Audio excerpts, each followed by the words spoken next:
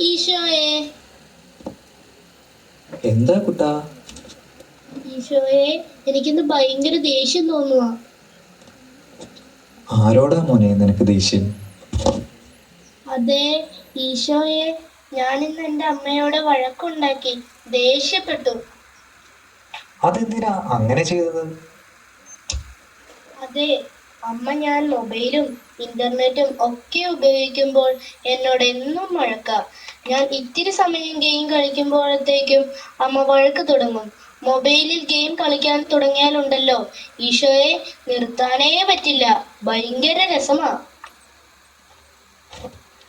ആഹാ, അങ്ങനെയാണോ? എന്നാൽ ഇന്ന് ഞാൻ മോനൊരാളെ പരിചയപ്പെടുത്തി തരാം.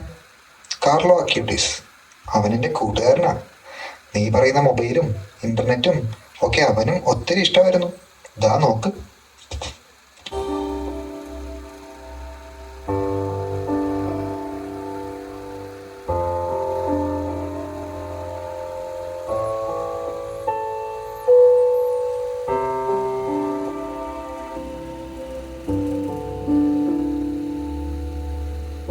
ദിവ്യകാരുണ്യ ഈശോയെ ഹൃദയത്തിൽ അഗാധമായി സ്നേഹിച്ച് എപ്പോഴും ഇടവക സമൂഹത്തോടും കുടുംബത്തോടും ചേർന്ന് ജീവിച്ച് വിശുദ്ധിയിൽ വളർന്ന ഒരു യുവാവ്.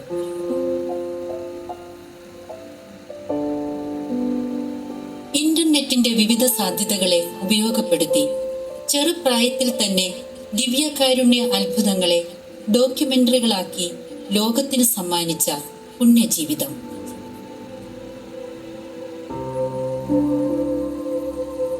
ഒത്തിരി പ്രത്യേകതകൾ ഒന്നും തന്നെ എടുത്തു പറയാനില്ലാത്ത ഒരു സാധാരണ വ്യക്തിത്വം.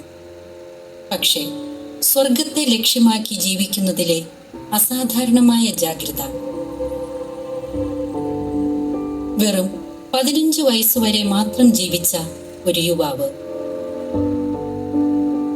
കളിച്ചും ചിരിച്ചും കൂട്ടുകാരോടുകൂടി ഉല്ലസിച്ചും പാവങ്ങളുടെ കണ്ണീരൊപ്പിയും വിശുദ്ധ കുർബാനയെ പ്രണയിച്ചും കഴിഞ്ഞ ഒരു ബാലൻ. അതായിരുന്നു കാർലോ അക്വിറ്റീസ്.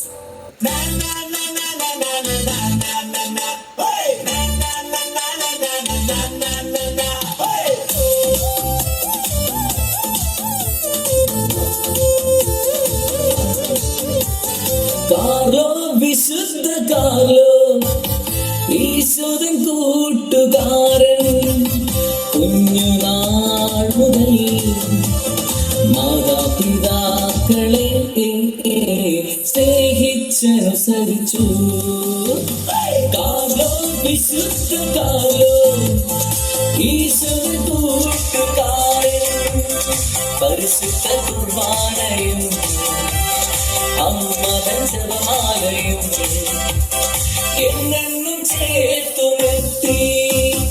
കാർലോ, വിശുദ്ധ കാർലോ, ഈശോദൻ കൂട്ടുകാരൻ.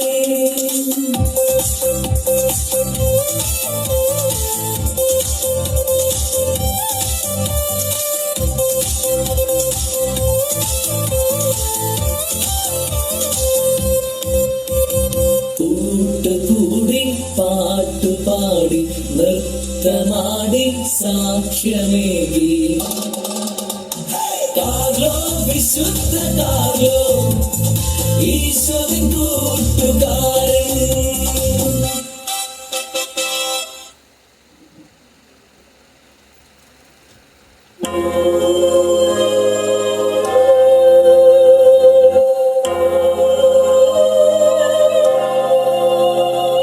Saint Carlo Acutis, pray for us. Saint Carlo Acutis, pray for us.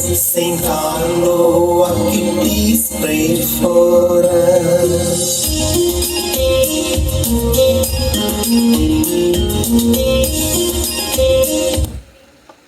Social മീഡിയയിൽ വഴിതെറ്റരുത്. ദിവ്യകാരുണ്യം സ്വർഗത്തിലേക്കുള്ള ഹൈവേ എന്ന് ചിന്തിച്ച് ജീവിച്ച സൈബർ അപ്പസ്തോലൻ വിശുദ്ധ കാർലോ അക്വിറ്റസിനെ പോലെ നമുക്കും വെളിച്ചത്തിന്റെ വഴിയിൽ നടക്കാം.